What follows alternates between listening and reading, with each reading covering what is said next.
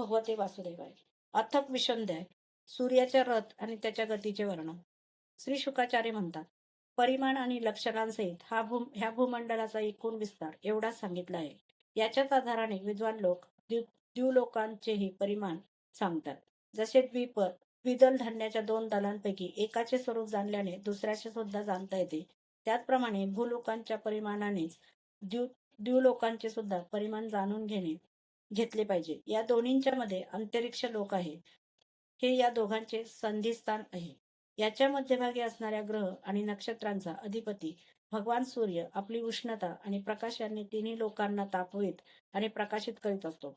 तो उत्तरायण, दक्षिणायन आणि वैशुवत नावाच्या अनुक्रमे मंद, जलद आणि समान गतीने समयानुसार मकर इत्यादी राशींमध्ये वर खाली आणि समान स्थानात राहून दिवस रात्रींना मोठे लहान किंवा समान करतो.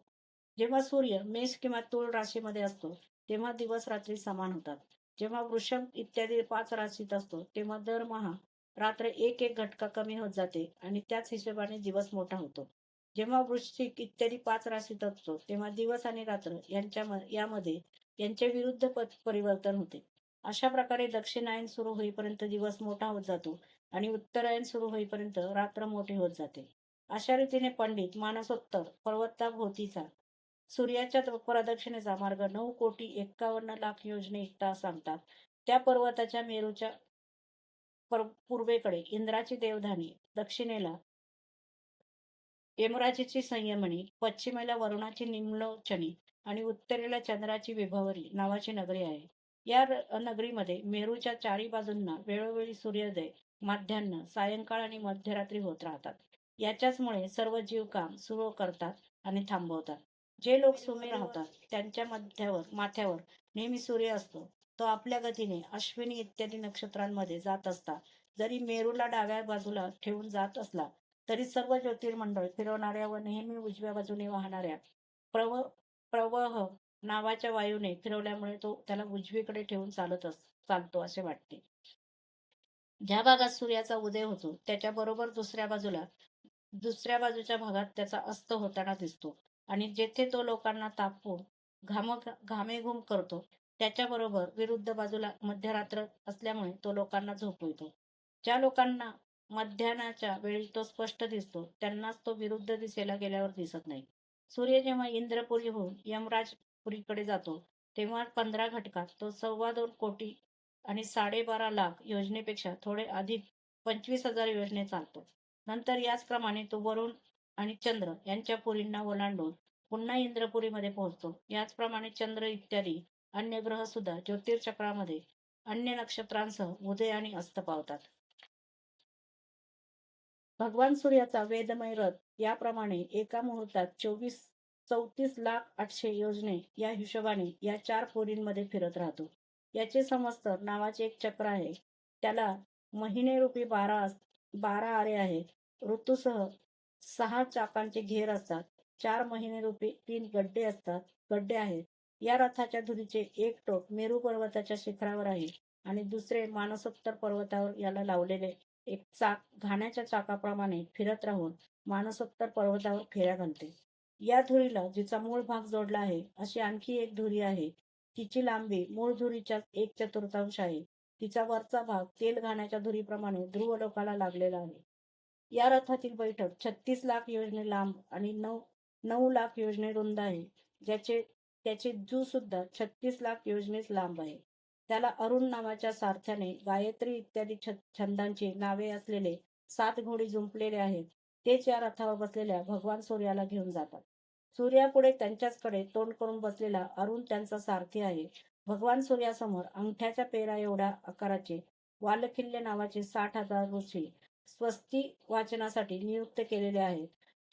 ते त्याची स्तुती करतात. यांच्याखेरीज ऋषी, गंधर्व, अप्सरा, नाग, यक्ष, राक्षस आणि देव असे जे सर्व मिळून 14 आहेत, परंतु जोडीने राहिल्याकारणाने 7 समजले जातात. ते प्रत्यक्ष महिन्यात निरनिराळे नाव धारण करून आपल्या वेगवेगळ्या कर्मांनी प्रत्येक महिन्यात निरनिराळे नावे धारण करणाऱ्या आत्मस्वरूप भगवान सूर्यांची दोघे मिळून उपासना करतात. अशा प्रकारे भगवान सूर्य मंडलाच्या 9,51,00,000 योजने लांब विस्तारातील अंतर प्रत्येक क्षणात दोन योजने याप्रमाणे पार करतो. अध्याय 21 समाप्त. अथ द्वादशोऽध्याय. भिन्न भिन्न ग्रहांची स्थिती आणि गतींचे वर्णन.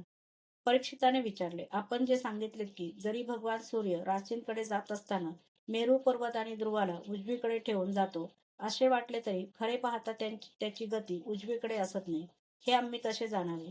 श्री शुक म्हणाले, जसे कुंभाराच्या फिरत असणाऱ्या चाकावर बसून त्याच्याबरोबर फिरणारी मुंगी इतरांची गती त्याच्यापेक्षा वेगळीच असते, कारण ती वेगवेगळ्या वेळी त्या चक्राच्या निरनिराळ्या जागी दिसते.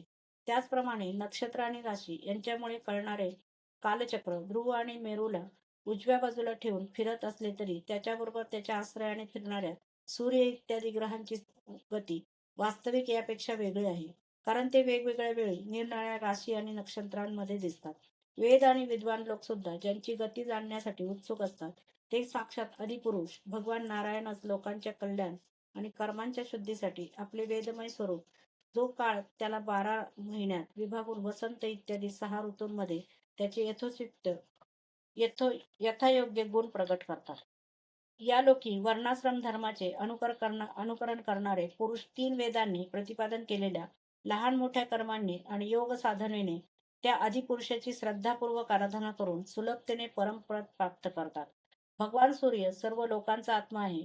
तो पृथ्वी आणि द्युलोकाच्या मध्यभागी असलेल्या आकाशमंडळात कालचक्रामध्ये राहून 12 महिन्यांचा उपभोग घेतो.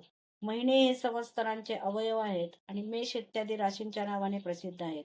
यापैकी प्रत्येक महिना चांद्रमानाने शुक्ल आणि कृष्ण अशा 2 पंधरवड्यांचा, पितृमानाने 1 रात्र आणि 1 दिवसाचा, तसेच सौरमानाने 2.25 नक्षत्रांचा सांगितला जातो. जेवढ्या काळात सूर्य हा संवत्सराचा 1/6 भाग उपभोगतो तेवढ्या भागाला ऋतू म्हणतात. आकाशात भगवान सूर्याचा जेवढा मार्ग आहे त्याच्या निम्मा तो जेवढ्या वेळात पार करतो त्याला एक अयन असे म्हणतात.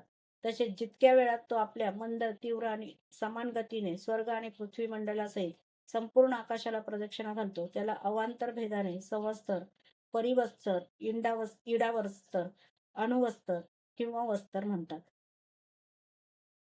याचप्रमाणे सूर्याच्या किरणांपासून 1 लाख योजनेवर चंद्र आहे. त्याची चाल फार वेगाची आहे, म्हणून तो सर्व नक्षत्रांच्या पुढे असतो. तो सूर्याचा 1 वर्षाचा मार्ग 1 महिन्यात, 1 महिन्याचा मार्ग 2.25 दिवसात आणि 1 पंधरवड्याचा मार्ग एकाच दिवसात चालून जातो. हा कृष्ण पक्षात क्षीण होत जाणाऱ्या कलांनी पितरांचे आणि शुक्ल पक्षात वाढत जाणाऱ्या कलांनी देवतांचे दिवस रात्र असे विभाग करतो. तसेच 30-30 मुहूर्तांमध्ये एक एक नक्षत्र पार करतो. अन्नमय आणि अमृतमय असल्या कारणाने हा सर्व जीवांचा प्राण आणि जीवन आहे. हा जो 16 कलांनी युक्त मनोमय, अन्नमय, अमृतमय पुरुष स्वरूप भगवान चंद्र आहे, तोच देवता, पितर, मनुष्य, भूत, पशु, पक्षी, सरपटणारे प्राणी आणि वृक्ष इत्यादी सर्व प्राण्यांच्या प्राणांचे पोषण करतो, म्हणून याला सर्वमय असे म्हणतात. चंद्राच्या 3 लाख योजनेवर अभिजितासह 28 नक्षत्र आहेत. भगवंतांनी यांना कालचक्राप्रमाणे गोवले आहे. ही मेरूच्या उजव्या बाजूने फिरतात. याच्या 2 लाख योजनेवरच्या बाजूला शुक्र दिसतो. हा सूर्याच्या शीघ्र, मंद आणि समान गतीनुसार त्याच्याप्रमाणे कधी पुढे, कधी मागे, कधी बरोबरीने राहून चालतो. हा पाऊस पाडणारा ग्रह आहे, म्हणून लोकांना साधारणतः नेहमीच अनुकूल असतो. याच्या गतीवरून असे अनुमान निघते की हा पाऊस अडविणाऱ्या ग्रहांना शांत करतो. शुक्राच्या गतीप्रमाणेच बुधाची गती आहे. चंद्राचा हा पुत्र शुक्रापासून 2 लाख योजने वरच्या बाजूला आहे. हा साधारणतः मंगलकारकच आहे, परंतु जेव्हा सूर्याच्या गतीने उल्लंघन करून जातो तेव्हा फार मोठ्या प्रमाणावर वादळ, पाऊस आणि दुष्काळाच्या भीतीची सूचना देतो. याच्या 2 लाख योजने वरच्या बाजूला मंगळ आहे. वक्रगतीने चालला नाही तरी तो एकेका राशीत 3-3 पंधरवडे राहतो आणि 12 राशींना पार करतो. हा अशुभ ग्रह आहे आणि सर्वसाधारणपणे अमंगलाचा सूचक आहे. याच्या वरच्या बाजूला 2 लाख योजने अंतरावर बृहस्पती आहे. हा वक्रगतीने चालला नाही तर एकेका राशीत 1-1 वर्ष राहतो. हा विशेष करून ब्राह्मण वर्गाला अनुकूल आहे. बृहस्पतीच्या 2 लाख योजने वरच्या बाजूला शनी दृष्टीत पडतो. हा 30-30 महिनेपर्यंत एकेका राशीत राहतो. म्हणून याला सर्व राशी पार करून जाण्यास 30 वर्ष लागतात. हा बहुधा सर्वांना पीडादायक आहे. याच्या वरील बाजूला 11 लाख योजने अंतरावर कश्यप इत्यादी सप्तर्षी दृष्टीत पडतात.